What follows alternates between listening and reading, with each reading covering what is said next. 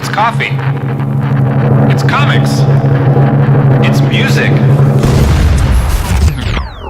It's Nerds on Coffee. We didn't hang the Star Wars thing. Oh shit, we didn't hang it. Are we live though? Yeah, 100%. Oh wow. Welcome world. Hello. You brought me coffee again from this place called... You don't want to say hi to our fans first. Hi, everybody. Kyle is so rude. I'm sorry he hasn't had his coffee yet. I haven't had my third coffee ever in my life yet. So I got this one from Soto Coffee. Yeah, Sotta is a Mediterranean restaurant in Burbank. Yep. Yeah, super dope. And they Eat there all the time. And they serve Stumptown coffee. So a lot of coffee shops in LA, Kyle, don't serve coffee that they make. They're proud servers of Stumptown, Groundwork, etc. Right, gotcha. So I got you some almond milk as well, but try it black first. That's good. I like it. It's pretty good coffee. I almost don't want to put the almond milk in it. I now. don't put it in the almond milk. Cool, fuck that, then. Fuck the almond milk. But you know what you should do? Got you an Oreo. You should dunk one. Absolutely not. I don't even dunk Oreos in milk. How?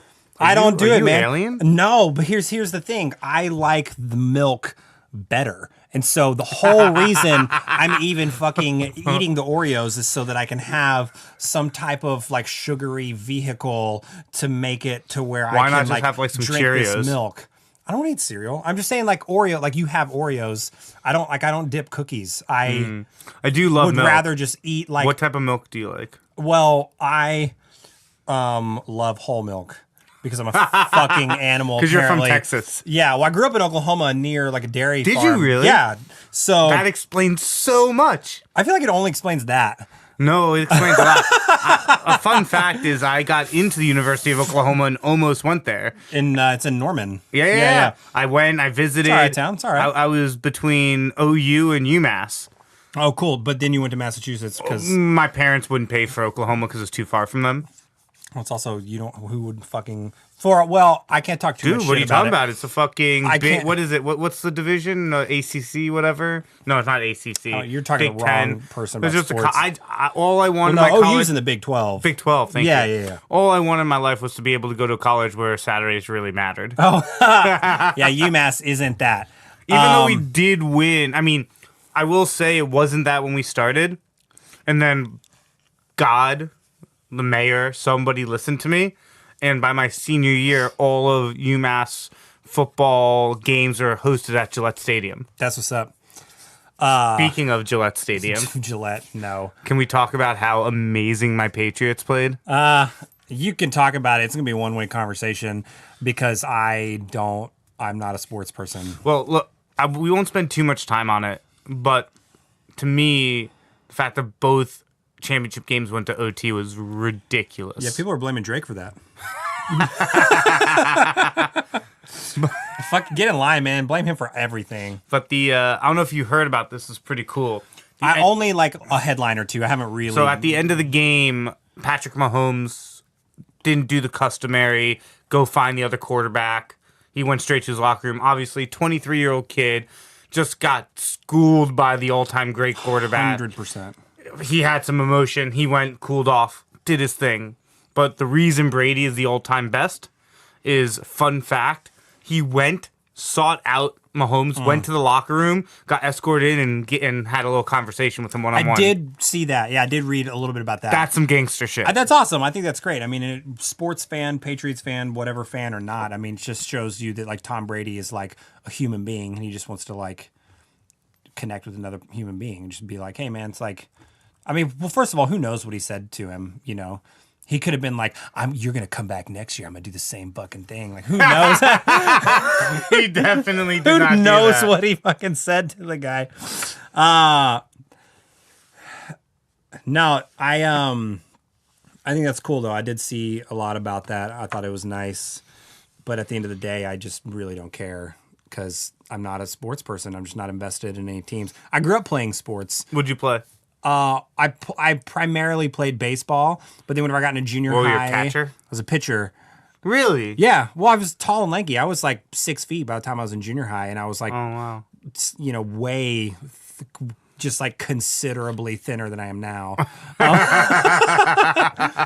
I was a pitcher, and What was your best pitch?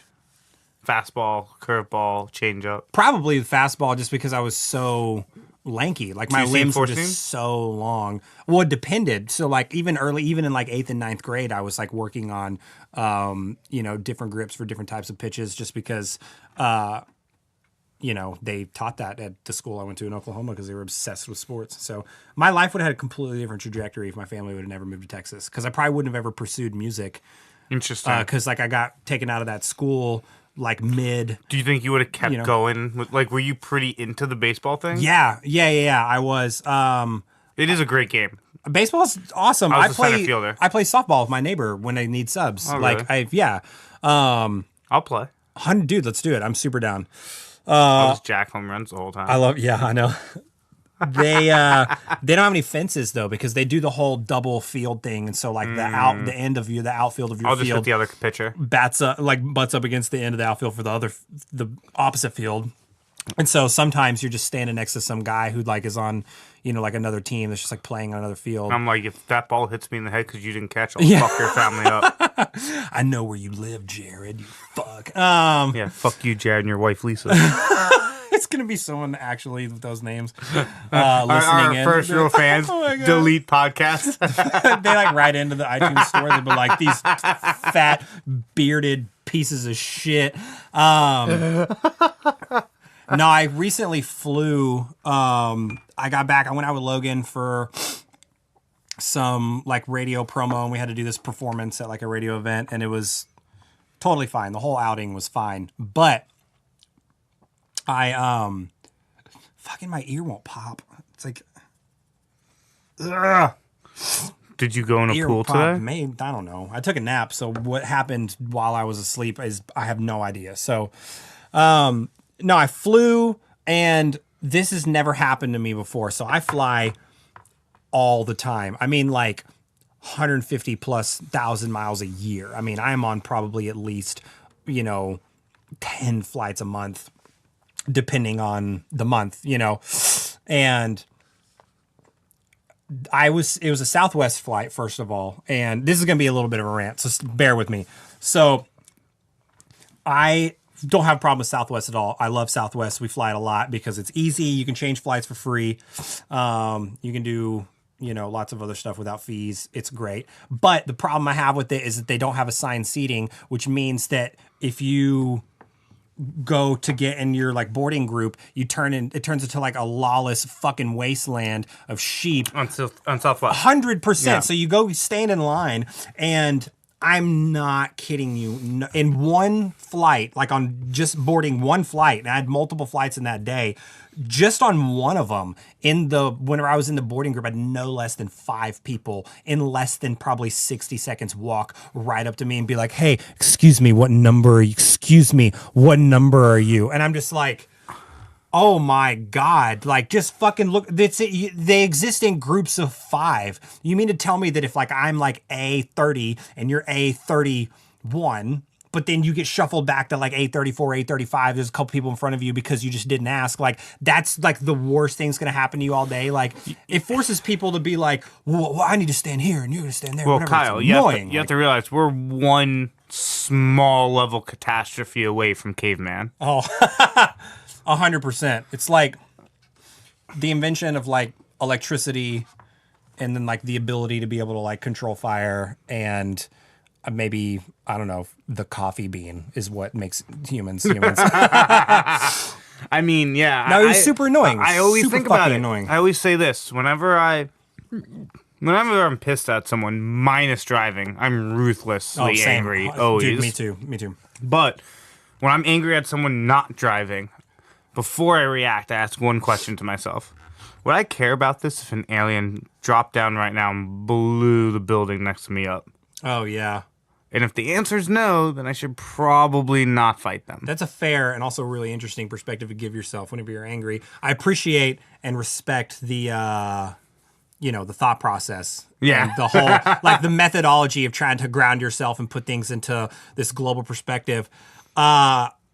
I will say when I got onto the flight, I was really happy because I was like, so you know how they have the exit row and then they have the exit row with just the 2 seats in it. And then like you have the one that would normally be a window seat, but there's just nothing there. So, So that row was available whenever I got on the flight. So I sat in the middle seat in that row so that I could not have anything to the left of me. And then the seat next to me was open like the whole time that people were boarding, and it boarded. And was way more irritating to me than the boarding thing. The boarding thing is just me being an asshole, but like this legitimately like blew my mind. I was sitting in my seat. There's no one to the left of me because there's not a seat there, and the seat to the right of me is empty. And the whole flight boards, and they close the doors, and they're like, "Hey, we're getting ready to take off, whatever." And I'm like, "Cool, I guess I like lucked out here." And then this guy across the aisle and then one row up decides, who first of all is like at least my height. I mean, I'm 6'2", and the dude's at least my height, and he's sitting there. And there's no one next to him either. So he and I are both in the same situation of like having all this extended like lateral leg room to be able to like put one leg under one seat in front of you, another one for another seat in front of you, you know what I mean? And so like he turns and he looks and he's sitting in an aisle seat with no one next to him. And then he moves over to the aisle seat next to me because he thought that there was going to be more leg room in between the seat in front of him. So he's the devil reincarnate. Oh, dude, I got so mad. So he moved over and he sat down. He's just like, yeah, there's just like a little bit more leg room here. And I was like, and I literally looked at him. I swear to God, I went, no, there's not. And then he was like, well, what do you mean? Like, there's more space between these seats. And I was like, if there is, it's not more than 3 inches. And you just moved from an aisle where you didn't have anyone sitting next to you. You could just fold the armrest up and just fucking sprawl out over both of those seats. That's way more room. So like you went from sitting in an aisle seat with no one next to you to moving to an aisle seat with a guy at the very least equal to your size sitting next to you. Did he respond? Yeah, he was just like, oh, well, I was just like trying to be more comfortable. And I'm like, no, that's a completely different thing from what you're trying to do. You're actually trying to do the opposite of being comfortable right now. Like the fact that I was so fucking mad. And so because first of all, the logic just blew my mind, didn't make any sense to me. But then when he sat down, because I'm a bigger dude, he was again, at least my size, probably bigger. His elbow was like digging into my side the whole time whenever he was sitting down. Next to me. Did someone else jump in his seat? I almost did. I almost got up and went and just sat in his seat and just turned around. And you were next to Logan, what the fuck? No, Logan was somewhere else. And so I literally just sat. And I was like kind of leaned to the left to like take advantage of this free space next to me. I was kind of lounging and I was like, okay, cool. And had I stayed there, we both would have had, enough room. But I'm petty enough to where I immediately, as soon as he did that, because I disagreed with his logic, as soon as he did that, I sat straight up, both my elbows like right on the armrest next to me. And I fucking forced him for the entire flight from Phoenix to LA to have to rub up against my elbow. And every time he moved, he would bump into me and he'd be like, oh, like, sorry or whatever. And I'm like, yeah, you contrived this whole situation because your inability to assess a situation beyond that of what a fucking third grader would assess. And so you didn't say that. Dude, I was so angry. Dude, so I'm telling you, man. So I say all this to say, judge me, don't judge me, whatever. But if you fly as frequently as I do, shit like that really adds up and it gets to you and it's super, super, super annoying. Yeah, it's real fucking irritating. I would tend to agree though. I would say that if you were in a plane and you looked out the window and that had just happened, alien attacks started to happen, I would look over that guy and be like, this is the last decision you made in a civilized world. 100%, dude. I'd be like, we're all about to die, and now I am marginally less comfortable because of you. So now I have to die with your fucking hairy elbow in my rib cage because you thought that the 3 inches of space in front of you was going to be better than an entire seat empty next to you. Oh, that's good. Whatever. Anyway, last week was the Golden Globes. Yeah. Did you watch it? I did. I watched it. I can't remember where I was. I don't know if I was playing somewhere, had a rehearsal or something, but I came home and Amanda was like halfway through them. So we watched the second half together, and then obviously they just re-air them again right after. So we watched them again together, and it was cool. I liked it. I thought that Andy Samberg and Sandra Oh were funny. I thought they were good hosts. I really like Sandra Oh. What do you think about Bohemian Rhapsody winning Best Drama Motion Picture? Over Black Panther. First of all, the fact that Black Panther was even nominated was fantastic, but there's no way that that movie had more cultural significance than Black Klansman to me. I mean, I say that Black Panther made a huge splash culturally whenever it came out. I mean, especially, being a superhero movie, like, I thought it was incredible. I'm not saying anything about negative about Black Panther at all. Much about Black. I'm just Klansman. saying that I'm not talking about the impact that it had when it came out. I'm talking about the relative cultural significance of telling a story. So Black Panther has, even though it was just fucking drenched in imagery for what we're going through in today's society, I think Black Klansman painted a way bigger picture for what's still going on. Give me the synopsis. I haven't seen it. Black Klansman?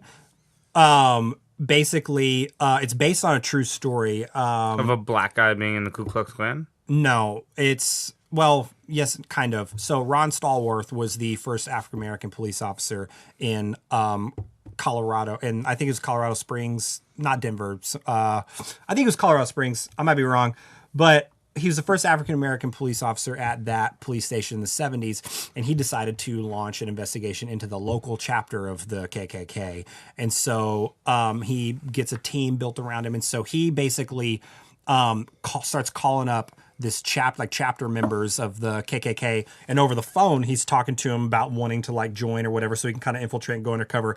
Obviously he's fucking black, so he can't do that. So Adam Driver's character agrees to go undercover and play, and so they have this like dual role to where it's like,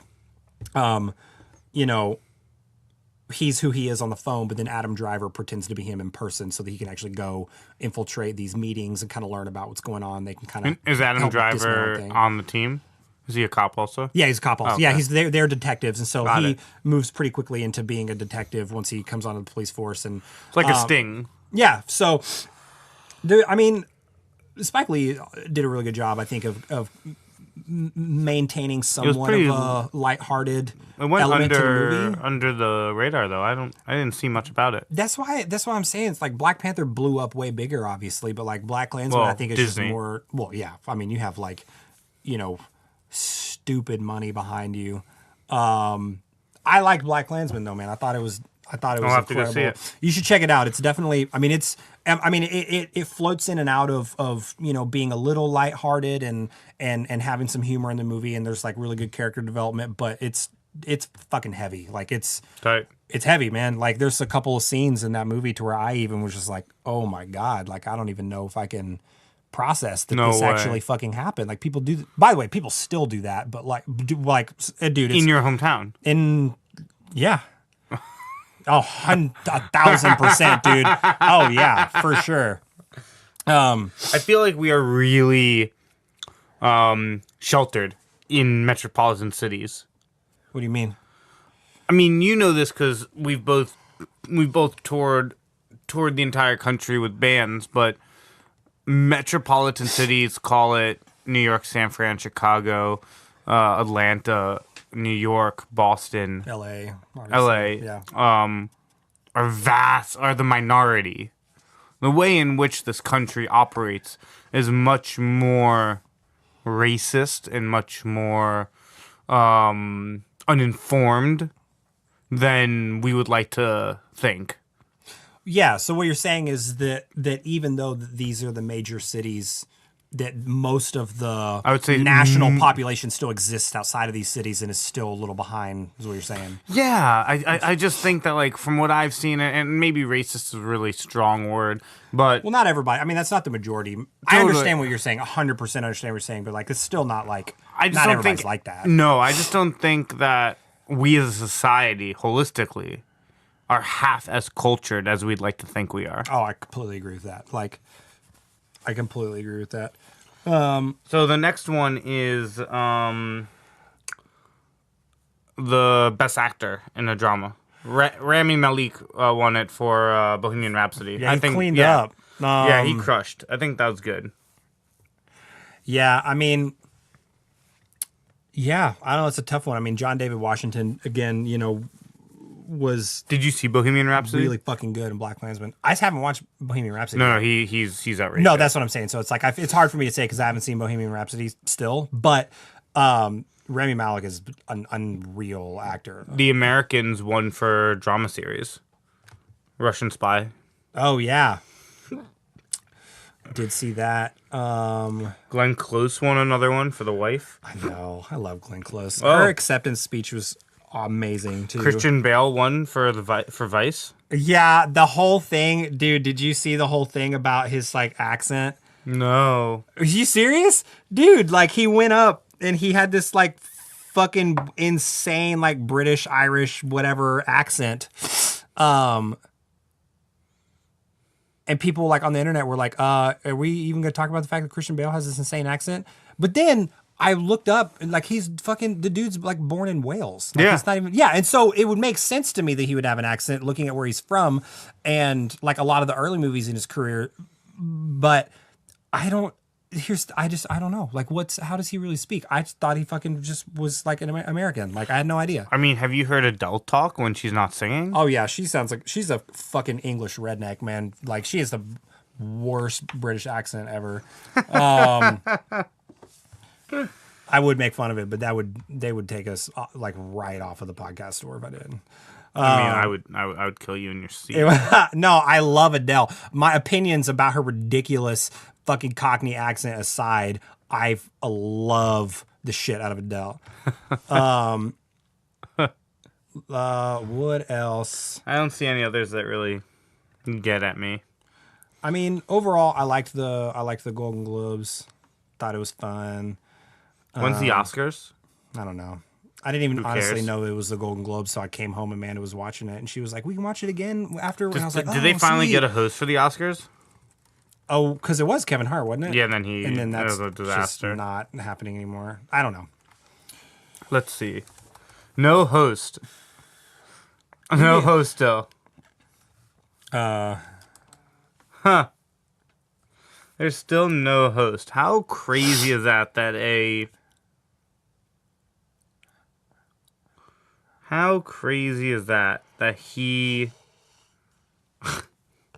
that you have an award show as large and as quote unquote prestigious as the Oscars, and you can't find someone to host it because the organization demanded that Kevin Hart apologize for tweets sent 7 years ago. Yeah, What? it doesn't make sense to me. Honestly. What? Like, So, what else is new with you? I'm about to go to Australia. I'll probably freak out again on some innocent bystander for, looking at me the wrong way on the plane. I'll have another story when we get back. That's pretty much it. Oh, I saw Glass. Saw that. Talk to me. It's Spoil it. disappointing. Yeah, so Save your money, people. yeah, for sure. Go see Aquaman. Yeah, go see Aquaman. I haven't even seen it yet, but go see Aquaman. Well, here's the thing. So Logan and I went. We were out. There was a theater next to where we were staying that was doing a screening of Glass, and we were like, because I've texted Logan. I was like, hey man, like let's go to the movies. They have a screening of Glass, or maybe he texted me, or we were walking or something. I don't remember. But it was either like, let's go see Glass or Aquaman. And both of us were like, well, absolutely, we're going to go see Glass over like some DC garbage. You know what I mean? And we were way wrong. We really fucked up. Like we should have gone and saw we should have saw Aquaman, man. Well, because Aquaman also is getting like, people like it. Like, you know what I mean? Well, it's also because Jason Momoa. We talked about this. Well, the dude's incredible. I'm a big Jason Momoa fan. But Who isn't? dude, Glass was just disappointing. Like, if you haven't seen it or have no plans of seeing it or plans of seeing it or whatever, it's like, I'm not going to go into crazy heavy spoilers, but I will say that like M. Night Shyamalan just like wrapped up the story in a very like unsatisfying way. So What do you think is his thing? Because it's like, he's so peculiar to me because every story is so hit or miss. You really have an air bubble in your ear, don't you? Yeah, it just won't. My right ear just won't pop, and it's like really bugging the shit out of me. You know what that means? What? You'll never be able to play music again. That'd be awesome. Fuck music. No, but what I was saying was, isn't it crazy that his movies are so bipolar from each other? There's no like, It's really that hit or was miss. kind of Yeah. good. I see it. It's either like amazing You're or right. awful. Yeah. Like, what the fuck was The Mist? I forgot about that movie. Like, what? Are you kidding me? Dude, yeah. The Village, the ending? Fuck me. Well, yeah. 90% of the movie was so good. So I can't like go back on what I said in like a few episodes ago about how like I thought The Village was dope and like I love him, Night Shyamalan. No, I love The Those Village. are still true, but I completely agree. I remember being like, all right, 95% what is of The going on? Village is amazing. Yeah, and then it ends and you're like, there's like a fucking like highway like right there. Like there's a city? Like what's going on? Like, dude, it was I know. It's like he took half a mushroom and kind of saw beyond the veil, You're just like, oh shit. but then didn't step in. Then he didn't step in. He like saw it and then walked away. He was like, no, that's enough. It's cool. That's good. I know what to write now. No, you don't. Dude, Glass is fucking whack, man. Like, I'm so disappointed because I loved Unbreakable and I thought Split was amazing. And the fact that you didn't know that they were related until the end, like, post-credit scene of Split was like It's what made it so good. mind fuck. And so then you're like, oh, cool. This has been the like slowest trilogy play ever because obviously they're gonna do a Glass movie now. And then he announces Glass, and everyone's like, oh shit, it's gonna be awesome. And then it just really wasn't. Because he didn't wait 13 years between the two movies. Yeah. Well, I don't know if Samuel L. Jackson's gonna make it that long, so he had to do it right now. I mean, Nick Fury's alive in Spider-Man, so you know he's around for a few more years. Oh, fuck them for ruining that for me in the trailer. No, but the other day I was moving. You came to help me. Yeah. The woodsman in Kyle really comes handy. But when you came over, you said, Matt, before I leave to Australia, we got to do a podcast because this DCEU article is boiling my fucking blood. Oh, yeah. And I need to go off on a rant. Dude, 100%. So I texted you the link to the article, and I don't remember what it's called, so I can't search it on my phone, so I'm just going to scroll through and pull it up real quick. I can't search on my computer because I don't remember what it's called, so I'm just going to... Okay, here we go. All right, so it's this article. It's on Cosmic Book, and it says... Cosmicbook.news if you want to check it out. Yeah, so... the headline says Justice League DCEU is dead.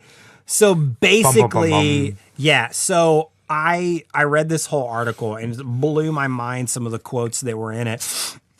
And so basically the director was just like, hey, we're not gonna what did he say? Going forward, they're not going to share universes between the movies anymore, and they're no longer following the MCU route while discussing what comes next after Aquaman, which, by the way, was a $1 billion success. I mean, Aquaman was a fucking smash. So they was basically saying it's like, okay, here's what he said. He goes, we all feel like we've turned a corner now. We're playing by the DC playbook, which is very different than the Marvel playbook. You know what that sounds like? That sounds like somebody in New York who's unemployed that goes, yeah, I'm a stock trader. Yeah. Like, I'm a day trader, man. Like, I work in finance. Like, Yeah, no. No, Nope. you don't. no, you don't. Like, your friend's dad's uncle 10 years ago worked at a hedge fund, and, like, you know that doesn't make you a fucking day trader. No, see, here's the thing. I thought it was bullshit. They're just like, we're playing They're giving up. We're playing by the DC playbook, which is different from the Marvel playbook. And I'm like, okay, first of all, agreed, because so far your business plan has been fucking trash for like the past 10 years. But here's the other thing, not to interrupt. No, you're good. They haven't played by the MCU. They haven't played by the Marvel playbook. The Marvel playbook is very, very easy to follow. Spend 6 years slowly building 3 characters. Then way slow. Yeah. then do a joint movie. Exactly. Then spend another 2 years slowly building 2 new characters while complementing the original 3. 100%. So Marvel was just really, really tactful about how they did it, and DC wasn't. They're super negligent, and they're just like, well, let's just well, the superheroes are back in now, and so like we just got to start making superhero movies now. People will love them. Right, like, so they're not no, you following don't the understand. Marvel playbook. Exactly. So, and the thing is too, what did he say? He was just like, he's like, we're far less focused on a shared universe. We take it one movie at a time. Each movie has its own equation and its own creative entity. If you had to say one thing about us, it's that it's always has to be about the directors, which clearly was a dig at Marvel. But here's what it says in the article. It said, but it's an ironic statement considering the recent information about Zack Snyder's DC EU plans that recently came out. A DC insider offered that the WB execs at the time really interfered with Snyder's plans.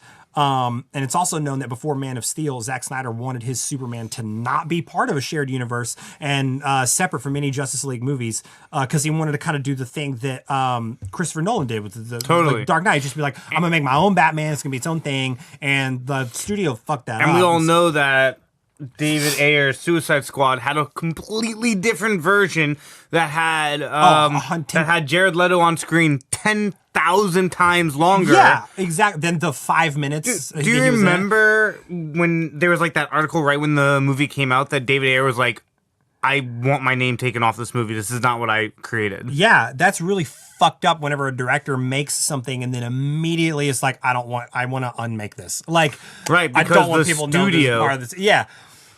So so 2 things here. Yeah. One, Kevin Feige literally just cheered himself.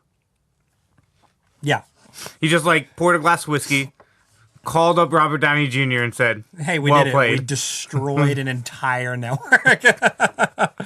So here's my fucking beef with the whole article. The whole thing to me, I thought was just like, all right, cool. They're like rolling out a new plan. They want to kind of have a new vision moving forward for how they're going to do these movies. I think that's great. It's cool because my whole thing was just like the director or the head of DC was just talking about how like they're just like, oh, well, we're like doing our own thing. You know what I mean? It's like nothing like Marvel or whatever. And it's just like, it is no secret that you've actually been trying to fucking rip off Marvel's model like the whole time of like, and that's why not doing it well. No, you fucked it up. Like you're rushing Justice League. Hold on, can we like the first Batman vs Superman, right? Yeah. That was what, year 2 or 3 of the DCEU? Let me look it up. Well, you look that up. I'll continue my thought. Yeah. Minus credit scenes, I don't think a Marvel character stepped foot in another Marvel character's movie until the first Avengers. Yeah, it was really... There wasn't. Yeah. Think about it. The only thread was, you know what? The only thread was Coulson. Only thread. Yeah. Coulson was in all of them. Right. Except for Captain America: First Avenger, because that took place 80 years in the past. Yes. But Coulson was in Iron Man and Thor. Yeah. And Samuel L. Jackson as Nick Fury was in end credit scene of Hulk, end credit scene of Iron Man. And was he in the end credit scene? What was the end credit scene of Captain America: First Avenger? It was probably just revealing like That he was alive. like who Bucky was, or that he was alive. No, or I who- don't think you knew Bucky was. Oh, that he did come around to Winter Soldier. What was the end credit scene of Captain America? I don't know. I don't remember. You can look it up. I don't know. My whole thing was just that they're trying to like take jabs at Marvel and then also be like, well, we're doing our own thing. Like we're focused on blah, blah, blah. And I'm like, well, that's fucking news to us. You know what I mean? Like that's surprising considering the garbage you've been ramming down our throats for the better part of a decade. So, and I say all that, sounds like I just fucking hate DC. I don't. I actually love DC. Some of my favorite villains exist in the DC universe. I'm specifically talking about the way that how they're doing Warner the Brothers movies. is mishandling the movies. properties. I really liked Wonder Woman. I actually liked Dawn of Justice. A lot of people didn't. I did. What was that, Batman vs Superman? Yeah, that's pretty much it, though. I did not like the way it was filmed. I get that. It looks like the post-credit scene is the same scene from the first Avengers movie where Captain America is in the punching bags. Oh. But I can't really watch because your Wi-Fi sucks dick. It's really bad right now. I don't understand what's going on. Yeah, anyway, so that was kind of like my thoughts about, like,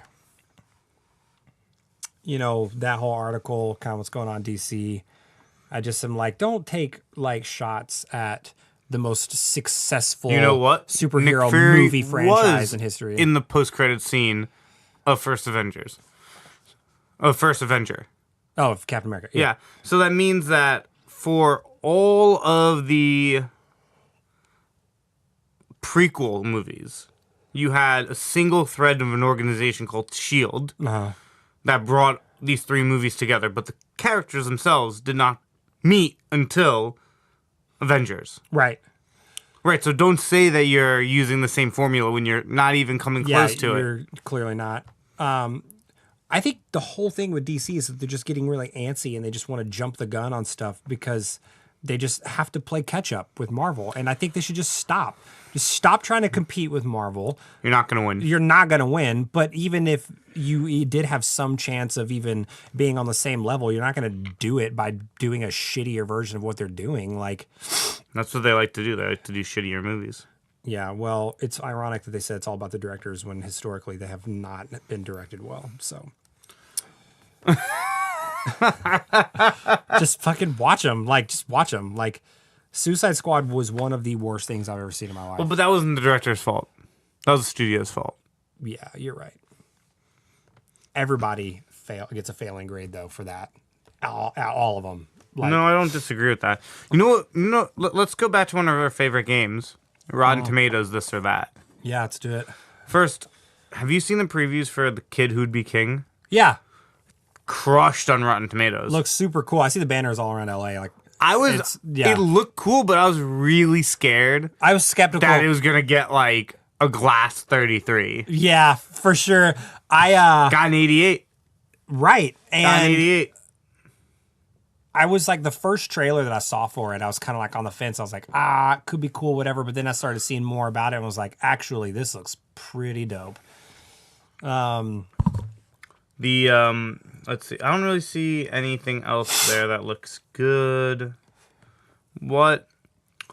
Have you been seeing any of these? Have you seen the preview for Godzilla King of the Monsters? Yeah. That looks crazy. Yeah. I'm definitely going to watch it. And then what did you think? Did you see Replicants?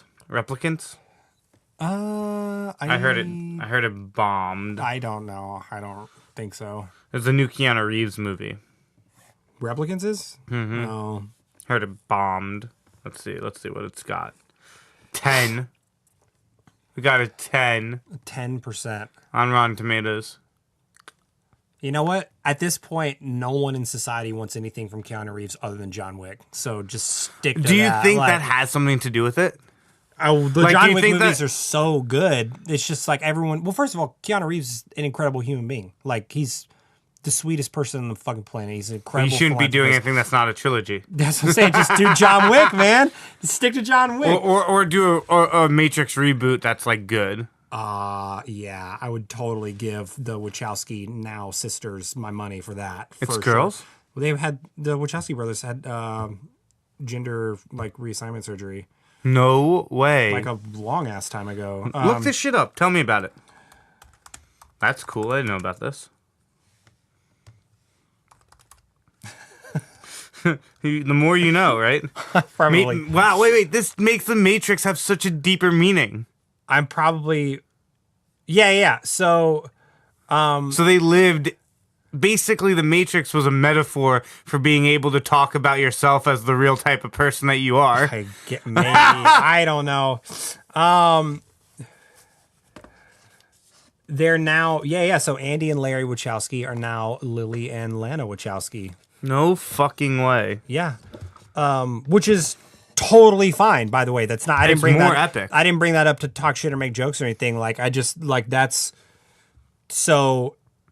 No, yeah, I mean, you didn't know that. I had no idea. Dude, that happened a while ago. No, yeah, I mean, to reiterate what Kyle said, you be you. Look, do, be, see, whatever you want. 100%. You only get to live once. Who the fuck gives a fuck what anybody else thinks? Yeah. But this does give me a way different perspective on the metaphorical meaning of the Matrix. Oh, dude, yeah. I remember when I read about that, I was just like, what?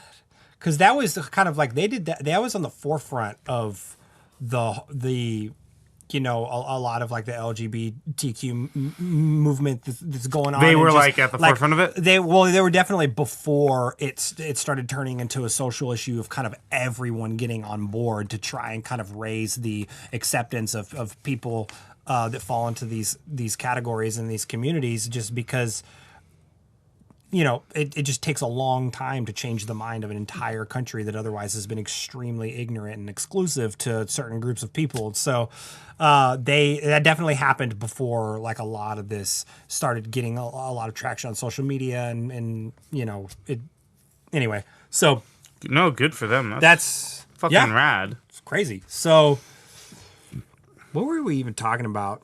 Keanu Reeves, just stick to John Wick, man. He went through all that tactical training. By the way, have you seen videos of him like No. blowing through those? So he actually did the shit. He actually like went through like all that tactical training and like He's a gangster. dude. That's what I'm saying, man. There's a subreddit called Keanu Can Do No Wrong. Stop. Yeah, it's great. Can you find it? You should read one line from it right now. Well, it's a bunch of articles of just awesome shit that he does. Or like people, it's like photos of like.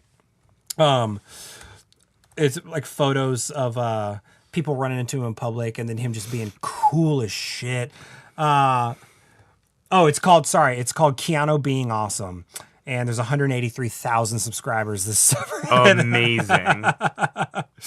And the description is literally just a subreddit for posts of Keanu Reeves. Like they're not even fucking around. It's just like, yeah, that's it. It's a lot of trailers. Okay, let me try and find one thing. He's a huge motorcycle fan. The more you know. The more you know, man.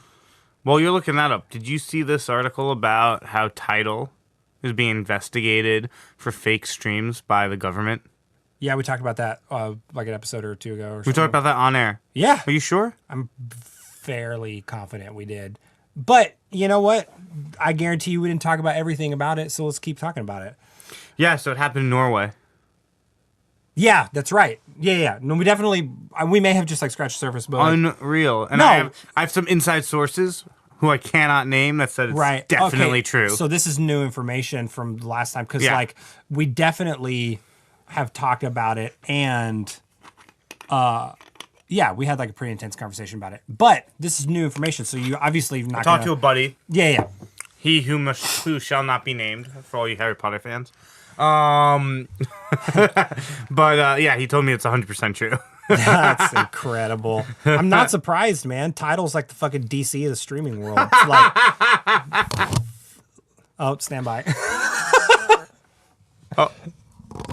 I dropped the mic because I was so animated. Oh my god, you're hilarious. No, my microphone mount is like, could probably have a better one, but I lost the one that actually came with that mic, and so I had to go buy just like a generic one, and that's what you get. You get DC. You get that's what you get. I bought the Suicide Squad of microphone stands, and now it's just falling all over the fucking table. Oh, that's great. What? Yeah. Where was this thing that I was looking at? Did you find that thing? No, it's just all photos. Like, it's just photos of Keanu being awesome. Literally, that's what it is. It's just like positive Keanu Reeves memes. Oh, okay. So here's a today I learned about Keanu Reeves. Keanu Reeves often forgoes some of his paychecks so that producers can bring on other notable actors. On The Devil's Advocate, he reduced his salary by a few $1 million so that they could afford Al Pacino, and he did the same thing on The Replacements to be able to work with Gene Hackman. So he's the Tom Brady of actors. 100%.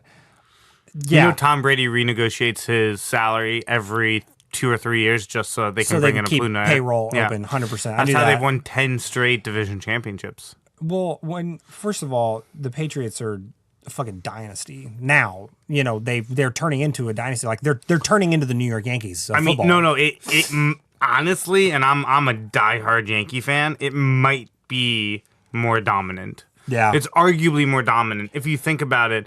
From the last 10 years, the last Well, it's 2001, they've been to, out of the last 18 years, they've been to 9 of the Super Bowls. Well, yeah, which is incredible. But what I'm saying is that, like, it's more consistently dominant now, but accumulatively, the Yankees Yes. still are the winningest franchise in sports history. Yes, Like, yes. So, but it's incredible to even be able to be compared on that level. Like, On a fun fact, some Patriot godsend trolled Wikipedia, and let me just read this to you. Amazing. He changed you know how you can change the descriptions on Wikipedia? yeah. Like you can just submit an addendum to it. You can literally just write whatever the fuck you want. Like, So yeah. on the official AFC Championship game Wikipedia page, it now reads, the AFC Championship game is the annual championship game of the American Football Conference AFC, where one team gets to play the New England Patriots for a chance to play in the Super Bowl.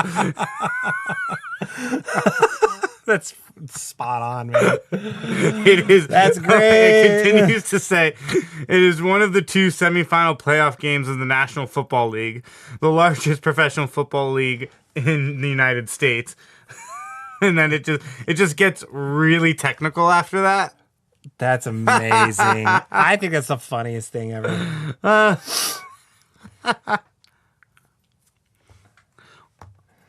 Oh my god. Dude, I love that. I love that you can just fucking write anything on Wikipedia. Dude, it's so funny.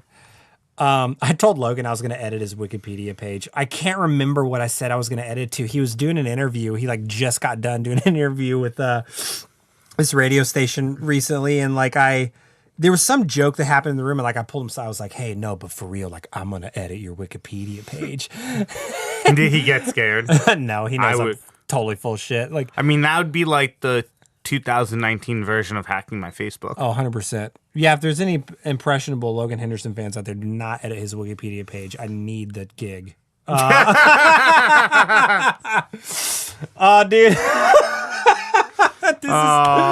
I don't know. Someone's gonna do it now. You know that, right? No, I don't know how much. Dude, I fucking hope they do. Do it.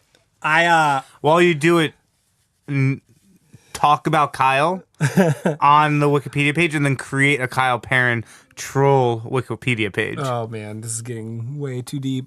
I don't know how much else you wanted to talk about. Well, I on want to this talk episode. about something very interesting that I learned about you today. What did you learn about me? That you no longer drink. Oh, alcohol. Yeah. I want to 100%. hear about it. Yeah, Give me the okay. story. So basically, I'm like, if you know me like more than just on like an acquaintance level, you know that like I go to therapy, and like I've been to therapy a lot for like various bouts of like clinical anxiety and depression, and it's been kind of like a lifetime struggle of anxiety. Which is a lot. Not to diminish or interrupt, but a lot of people in music feel that Oh, way. 100%. That's not a you no, thing. not even Yeah, remotely. yeah. That's no. I'm glad you said that. Like so many people deal with that, and they don't really feel like they have a platform to be able to talk about it, just because it's like it's kind of scary, because like you feel like you might be judged, or like people might not want to work with you or whatever like that. I'm not talking about like songwriters. I mean, because like they definitely 100% deal with it too, but they kind of funnel that into the art they make. I'm talking about like dudes like hired guns, like producers, mix engineers, like managers, music directors, on the tour road. managers, people on the roads, like people that have to have these otherwise very administrative roles to kind of keep shit together. And not only that, I'm sure you can speak about it from your point of view, but it's very hard to go on the road with an artist who's potentially doing great, thriving, and at your best pay, at the cream of the crop pay, you're still living a fractional part of the type of life they are when you get home. Oh, 100%. So you're on the road living this multiple of $10 million a year life, the luxury, the lash, you're in high-end sport cars, you're at the Ritz doing great tours if you're the cream of the crop. That's what I'm saying. It's like and then you get home yeah. and it's a reality check. For sure. I mean, and you definitely get looped into all that whenever you go out with these artists. I mean, like I've been on tours where you go out. I mean, we're like multiple buses on the tour. I mean, like you spare no expense. Fucking crazy hotels, like $10,000 dinners a night. You know what I mean? It's just like all kinds of money gets dropped and spent, and it's really inclusive because you're part of the team. You go out and it's like, hey man, this is just what we do. We're doing this thing. You know what I mean? Like when Starley and I were in Australia last year with Katy Perry, she fucking rented out an entire movie theater just for her touring crew and party to just go watch a movie one night, and she brought episodes of Sacha Baron Cohen's new show like on her fucking laptop and made them show it in the theater and was just like, hey guys, like I really into the show, like let's watch it, and then let's watch the documentary about Winnie Houston. And so it's like shit like that you would never do like at your house. People just do that whenever they go because they can, and you got the name behind you, like definitely have the money, you know. And so it's like right. Katy Perry calls up the person. Katy Perry's assistant calls up the person. Goes, Katy Perry wants to rent out your theater tonight. Yeah, she's in town. She has a 90-person touring crew, not including band or dancers. And, you know, she wants to watch a documentary. Yeah, and they go, yeah, it's $2,000. And they say, here's $5,000, keep the tip. Yeah. Right. Keep the change and don't let anyone else in for the rest of the night. Exactly. By the way, hire 2 security guards and rope off the entrance so that if someone doesn't have her tour lanyard, they can't come into the lobby. That's a fucking true ass story. And so like it's wild. So you experience a lot of that, and then you come home, and if you are dealing with depression in any way, it kind of exaggerates that feeling whenever you come off of that high of being able to be out and be experiencing all of these different things in this part of life that you wouldn't be able to do on your own, and you come back. By the way, it's not like whenever you come home like your life sucks. It's like I love my family and my house and I'm really happy at home. But it's hard because it doesn't make dealing with depression easier. 100%. You know? And so it's like, cause I mean, my wife jokes a lot about how like I develop like really terrible habits whenever I'm out on the road because I'm constantly in hotels and people are just fucking cleaning up after me and cooking for me shit. Like I don't do fucking anything when I'm on tour. And then I come home and I'll like leave a glass out and she's like, you know, you're going to have to go put that up, right? And I'm like, oh shit. Like, dude, that's like 100% the reality of the situation. It's like I go out on the road and I turn into this shitty, lazy person, and I come home and Amanda's like, we have to cohabitate here now. Fucking clean up after yourself. And so it's like really funny. But the flip side of that is just like internally, like you get kind of conditioned to having that lifestyle, and you come home and you're like I have to like cook myself a meal now, you know what I mean? Or like I have to like do my laundry, or like I've got to like fucking like vacuum and like pay for my fucking internet bill and shit, you know what I mean? It's like things that otherwise probably wouldn't even come close to being a big deal. Like if you're already depressed and dealing with that, it kind of piles on and just like you feel overwhelmed. And so anyway, this has been a really long-winded back and forth about the initial statement of just, you know, bringing up that I don't drink anymore. It just really stemmed from having so many mental health things that I wanted to address.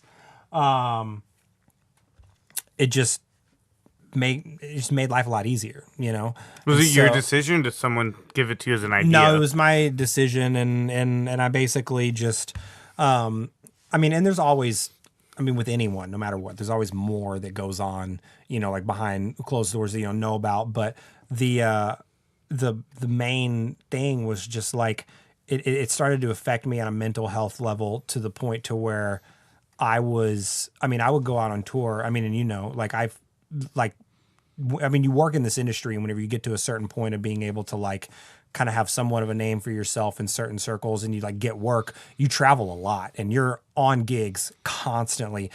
For a long, like years, like for a long time would wake up and I would drink like fucking like whiskey, like in like 8 a.m. Like I would wake up and like on the tour bus, I would just have drinks that I would just drink all day throughout the day and then all night. And I would routinely go out to bars and spend anywhere between $100 and $200, $250 on alcohol from like by myself. you know? And so it just got to the point to where like I was self-medicating because I didn't know how to deal with my anxiety. And I was like really heavily depressed and didn't realize it. And so I was just like, is this just what you fucking do? Like, is this just what life is like now? You know what I mean? Like I'm just here, I'm just in it. And like, you just deal with it. You know what I mean? It's like, that's just what I thought. And then I come home, I talked to Amanda and I was, and I mean, this was a long time ago, but like I started talking to her. I was just like, I think I need to go to therapy. Like, I think I'm like pretty depressed. And like, I just never thought that I would be the type of person to have to say that like I'm dealing with depression. And come to find out, I had a psychologist that I went to that was my therapist. I saw her like twice a week for like a long ass time. And then I also had a psychiatrist because I was filtering, on and off like different medications and combinations of medications and stuff like that. And come to find out I have like severely aggressive like clinical anxiety. And so it's like and I've had that level of anxiety since I was a young child. And whenever it starts like that and it doesn't ever go away, you don't really know what it is because you don't know what it's like to not have it. So you just think that this is just how you feel. And then then whenever someone comes in and identifies it and you're like, oh my God, that's what that is. And they're like, yeah, here's a prescription. And you take it. And then a month later, you're like, holy shit, my chest isn't tight anymore. And I don't have a fucking panic attack whenever my mail doesn't show up on time. You know what I mean? It's like all these little things that just send you over the fucking cliff. And so it's like, dude, it got really tough. And I have an unbelievable wife and she put a lot of, like just dealing with her own like emotional well-being on hold to kind of help make sure that like this transition was going to go well for me. And it's been great. I mean, like I've been in and out of therapy now for years. And like, I think everyone should go to therapy. I think it's the fucking most amazing thing on the planet. But yeah, the idea of having a nonpartisan third-party person who doesn't care about your life other than talking to you. Absolutely. And it sounds really like nihilistic to say this person doesn't give a shit. And like, but that's not the point.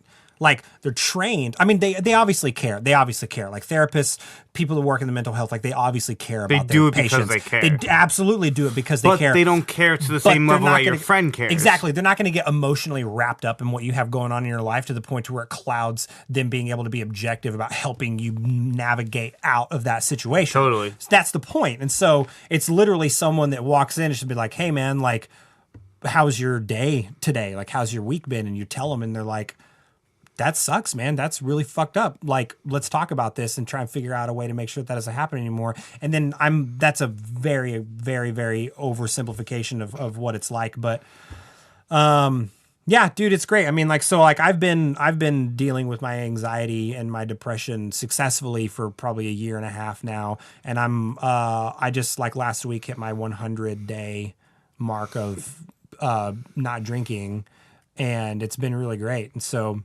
a lot of people are like, are you just like cutting it out for a little while or whatever? I'm like, I can't leave the door open. Like I've tried to not drink before in the past. And if I even remotely feel like there's a chance in the future where I'm going to drink, every decision that I make in that interim period is going to be to get me back to the point to where I can just like start drinking again. So like and you were drinking a lot. I was drinking a fucking lot. Like, and it got to the point where I was lying about how much I was drinking, which is like a way huge red flag of being a fucking major alcoholic. And so it's like, yeah, like I have a glass or two of wine every so often, and some and maybe a bottle if I'm feeling frisky. But I've had the same decanter of the same bottle of bourbon for 3.5 months. Right. So you'd consider that not drinking heavily? No, I don't think so. I mean, I think that you would like. I mean, to me, I think drinking casually or even drinking regularly is like you can even have like a glass of wine a day or whatever. If, But if you I want. am Like, addicted to sugar. Sugar is a very different thing that I'm not even close. Do you think? Now this is a hard statement for you. What if we're not talking about? Would you say that alcohol or sugar is harder to give up? I don't know, man. I bet it'd be harder to give up sugar. I I don't bet know. there's sugar and shit that you don't even know. Oh, 100% there is. Right, like alcohol is pretty like you just know not to walk to that section of the grocery store. I don't know. I mean, I try to actively avoid like all the Little Debbie stands whenever I go into like a fucking convenience store, just because like I love sweets so much. I will say that like sugar is ingrained much more intensely into like our daily lives in our society than alcohol is, and that's a big statement because alcohol is really fucking dominant. And so I will say this. I don't know what's more difficult, nor am I even qualified to offer an opinion on that. But I will say I've never seen anyone like exile themselves from their family and become homeless and sell everything they know because they like had too much sugar. You know what I mean? So it's like, I bet it's happened. I mean, you can grade the severity of an addiction through the consequences of what happens as a result of that. And Right. So, Like in Vegas when people decide to sell their house to put a bet. oh my God, that's a whole different level. That's craziness. Right? So yeah, Amanda actually put up a post just like very recently on her nutrition Instagram. It's called Purely Parent, by the way, if anyone wants to look it up. My wife just very quickly is a registered dietitian. She's a health professional and a fitness instructor as well. And so a lot of the nutrition information that I get funneled to me is from the fact that I live with a fucking research scientist who spent a decade in a lab, figuring all this out and studying it and doing it for real. So she said the reason, so if you're cutting back alcohol, she's basically talking about the amount of alcohol that you're drinking. And she said in her post, You looking up? yeah, I'm looking it up because I'm going to butcher it, but maybe it wasn't on her. Hang on. There's too many social media outlets these days, aren't there? Oh my God, I don't know. I think it was just an Instagram story. I can't find it. But basically, she was just like, the amount of alcohol that you're drinking or like you limiting your alcohol or like cutting back is like less important than why you're drinking. Like, it's like the amount of alcohol that you drink is less important than why you're drinking to begin with. And so like basically she's talking about like, you really need to ask yourself like why you're doing this. And so that was a really important question for me to consider when making the decision to stop drinking, because I just had to ask myself, like, what is this doing for me? What am I getting out of this? Like, why am I drinking to begin with? It's very clear that I'm not someone that can be trusted to control or be responsible with a substance like that. And so I obviously made the decision to just completely omit that from my life. And then after the fact, I routinely ask myself, like, why am I no longer drinking? And that question's answered by another question, which is, well, why did I drink to begin with?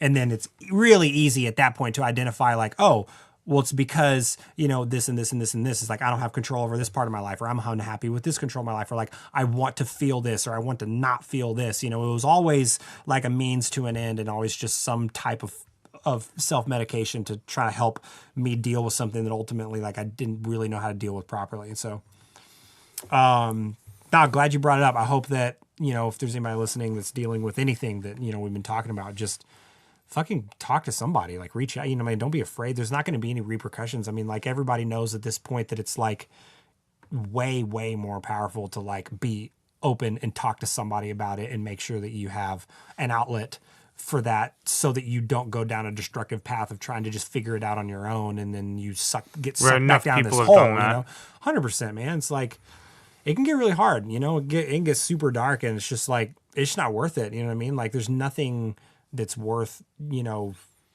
putting yourself in that situation just because you feel like you can't deal with it anymore, So that was like a little bit about just like my history with that and kind of like my story behind that. Do you have like a movie or a book or a thing like when you're feeling down that like it's like comforting, or like a genre of music that you like to listen to? No, I get really comforted just by like my wife and my son, just like my family. And so it's like my phone backgrounds are always like, Amanda and Ellis. And like, I have an entire folder or album or whatever on my phone of just pictures of like my son and of my wife. And so it's just like, excuse me, whenever I travel, I really just try and, look at them and just remember that like the whole reason I'm doing this is like, just so that I can like help provide a better life for like my family, and so there's no aspect of my job that's bad enough to make me want to like start drinking again. And so, That's really cool. yeah. Having said that, I've worked for some real pieces of shit. Oh man. Logan's not that. Starley's not that. Those two people are two of the sweetest people on the planet, and they're really great people to work for. But I've definitely music directed for some really, really, really entitled, fucking self-absorbed pieces of human garbage. So everybody Tell has me how though, you man. actually feel. And you don't have the length of career that we've had, or even part of it, without encountering people like that and having to work with them. You know what I mean? It is. I always say it's inevitable. It's the problem with the fact that the music, primarily, but the entertainment industry as well, has what I call a zero barrier to entry. Yeah. You don't need a degree, you don't need a master's. You just need to be talented, and I think that fosters I don't know if an issue or just a mentality and a type of person that not necessarily always plays by the rules that should be played by, and it causes, or better yet stated, I think because of that, there are people in this industry that don't care about the carnage that they leave behind 100% to get to where they need to get.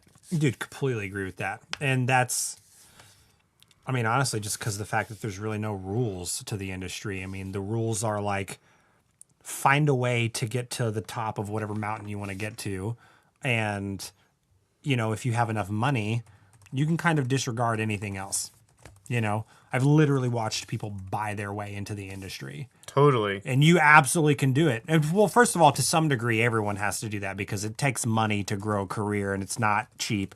But beyond that, I've literally watched It's marketing people, a product. 100%. I've literally watched people fucking buy their way into a record label flat out without having anything to offer. I've seen people buy their way onto